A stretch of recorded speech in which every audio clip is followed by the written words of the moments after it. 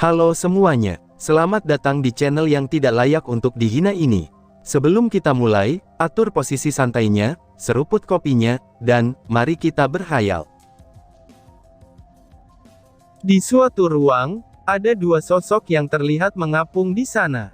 Yang satu sudah dalam keadaan pingsan tak sadarkan diri, sedangkan yang lainnya telah kehilangan tangannya. Tetapi dia terlihat masih hidup, dan bertahan di tempat tersebut. Anak ini memang luar biasa, ucap sosok tersebut, yang mana dia adalah Dewa Api Iblis. Ternyata dia tidak mati, tapi hanya dalam keadaan sekarat akibat gabungan kelima serangan sebelumnya. Tapi di wajah Dewa Api Iblis tidak ada sedikit pun rasa penyesalan, ataupun dendam kepada Lin Tian yang sekarang tidak sadarkan diri itu. Bahkan dia menggunakan energinya, untuk melindungi Lin Tian dari bahaya ruang kacau ini, yang mungkin saja bisa terjadi kapan saja. Tugasku telah selesai. Sekarang tinggal satu lagi, ucap Dewa Api Iblis.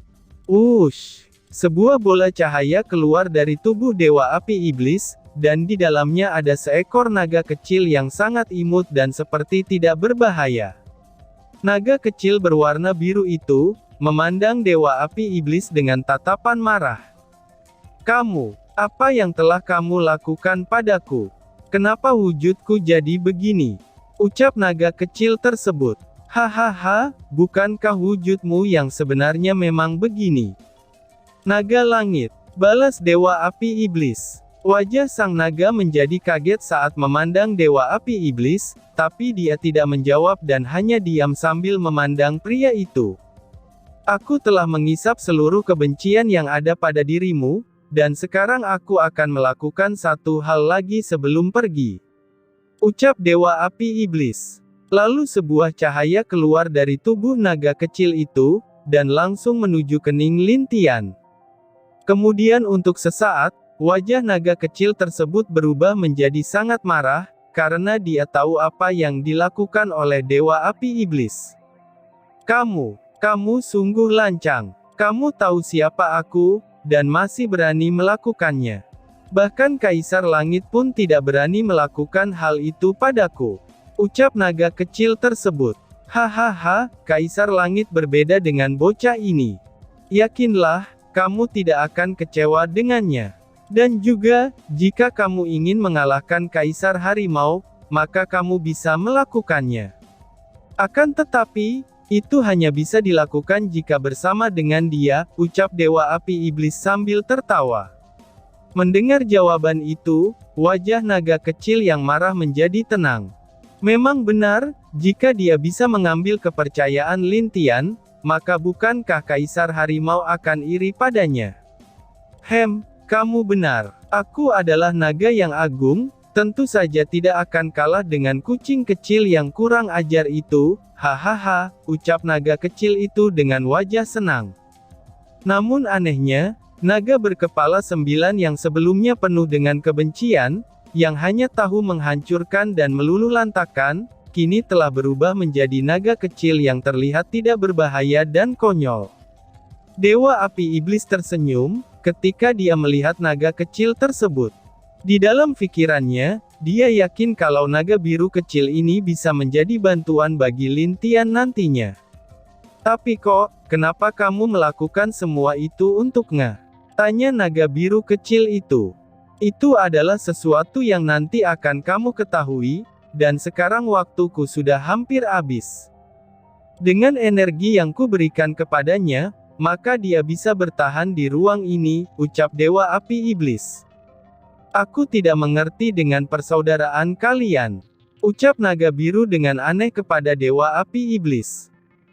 Persaudaraan ya, persaudaraan antar laki-laki itu memang aneh, sekali mereka bersaudara, mereka akan tetap menjadi saudara selamanya, ucap Dewa Api Iblis sambil memandang ke atas dengan wajah tersenyum.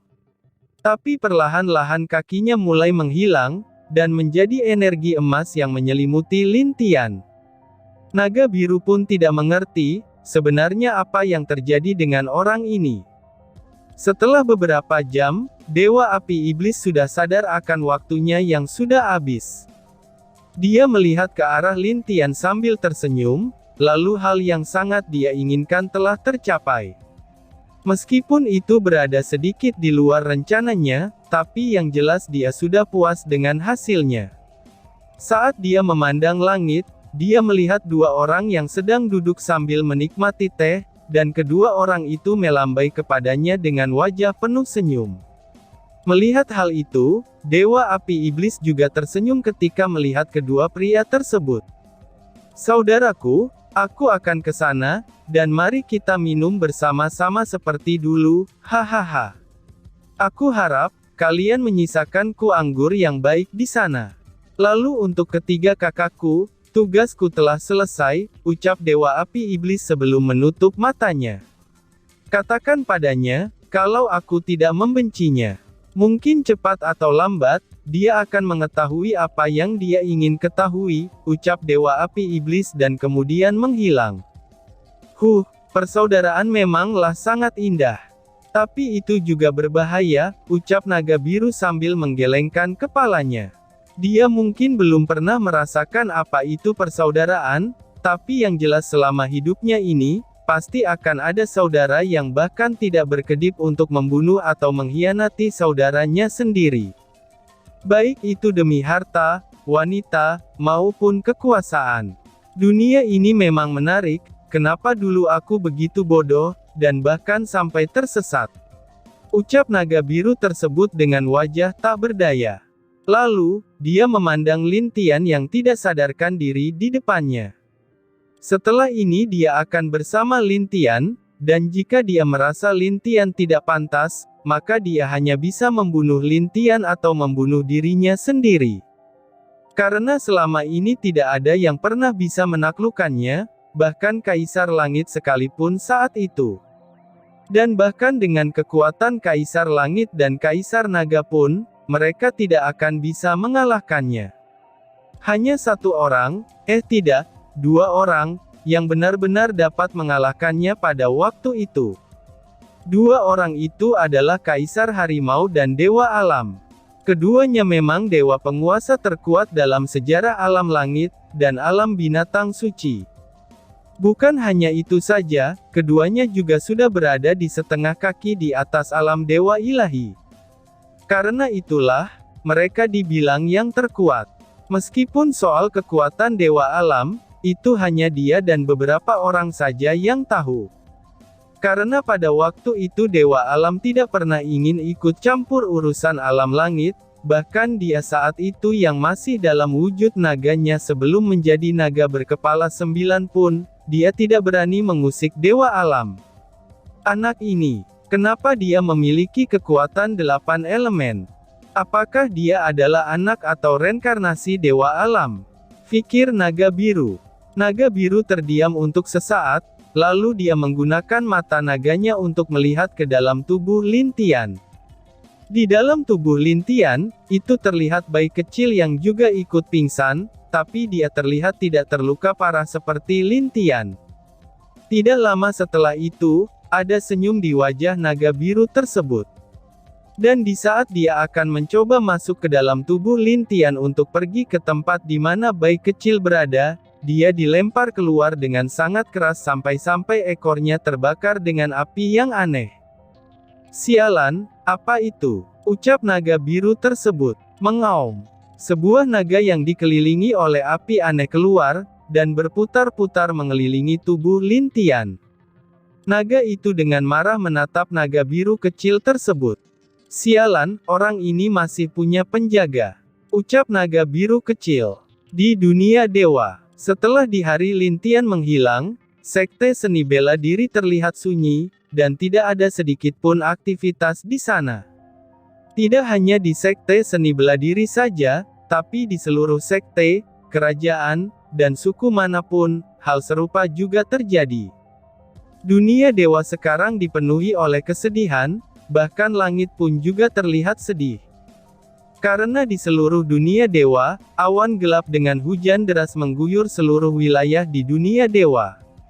Di sekte langit, Kier, Lin Ho, dan Lin Jiali yang berada di rumah, mereka terlihat melongo, dan seperti tak bernyawa.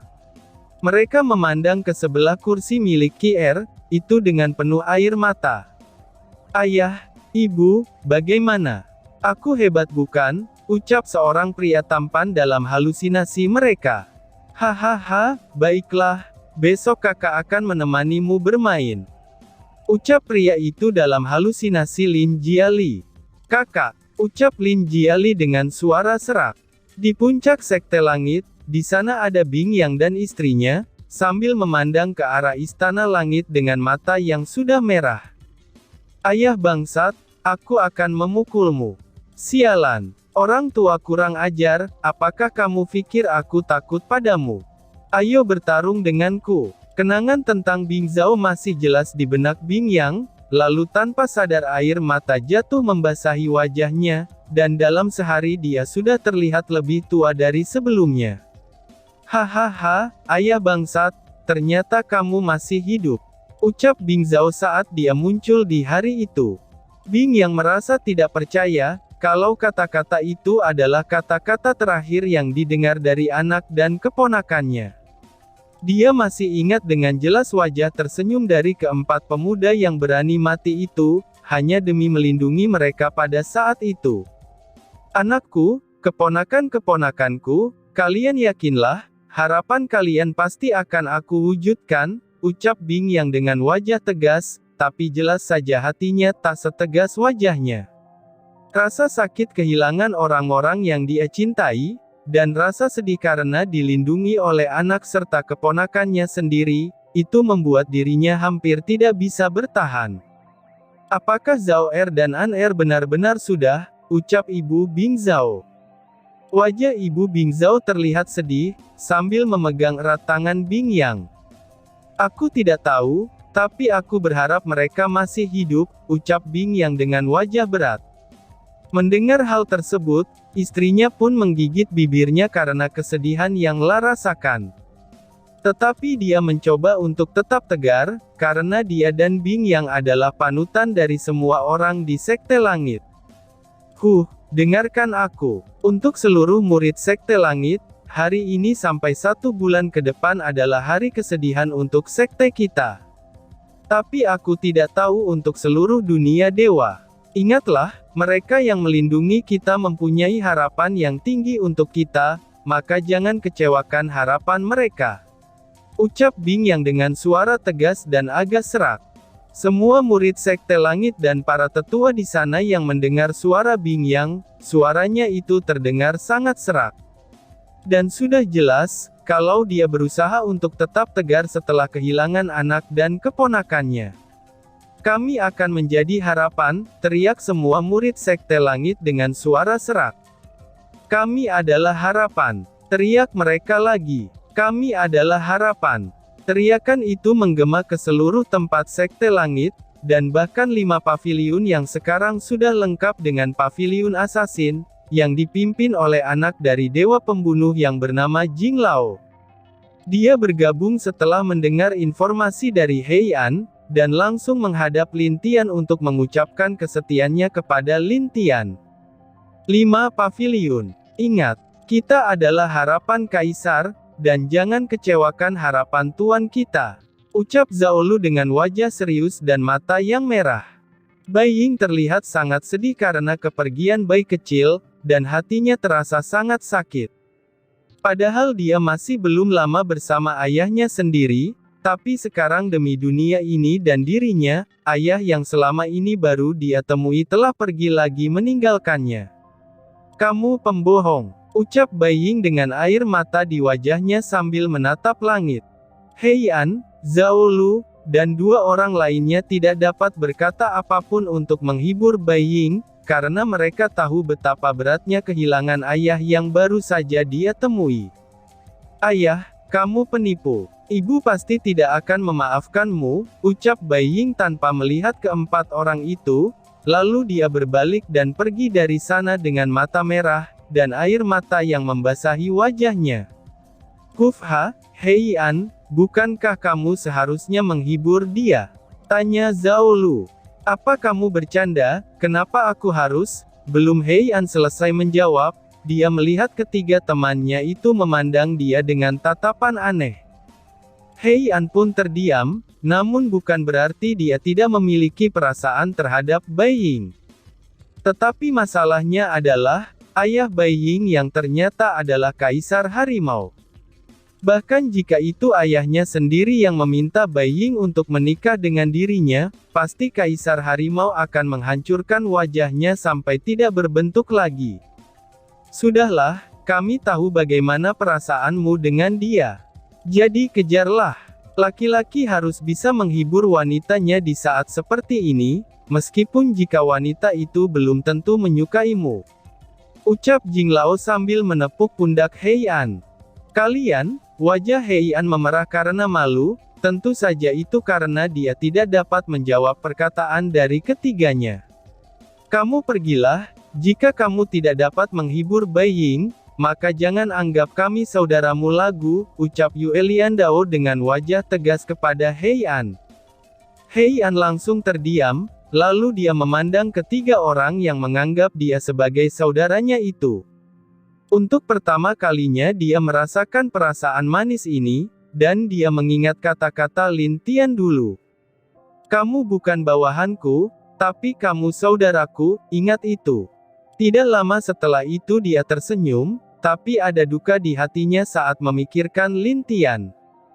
Dia benar-benar berharap kalau Lin Tian masih hidup, itu agar dia bisa memenuhi janjinya kepada Lin Tian. Jangan pikirkan Kaisar telah mati, karena aku yakin dia masih hidup. Ucap Zhao Lu dengan serius. Yang lain juga mengangguk, dan mereka tidak akan percaya kalau Kaisar mereka akan mati begitu mudahnya. Itu adalah keyakinan mereka sendiri terhadap Lin Tian.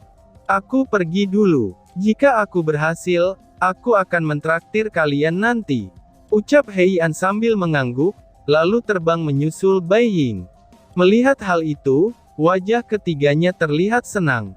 Karena mereka tahu, kalau Hei An menyukai Bai Ying. Dan mereka sebagai teman, itu hanya bisa memberikan dukungan kepadanya. Apakah dia akan berhasil? Tanya Zhao Lu kepada Yue Liandao.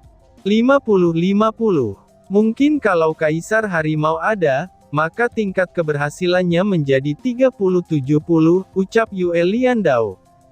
Kamu benar, dan aku berharap Kaisar baik-baik saja. Karena jika tidak, kedepannya kita akan menjadi sulit, ucap Jinglao. Di Sekte Seni Bela Diri.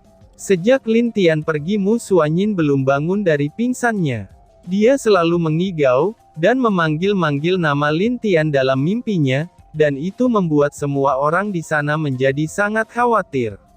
Dan tiba-tiba saja bersambung. Sekian dan terima kasih banyak.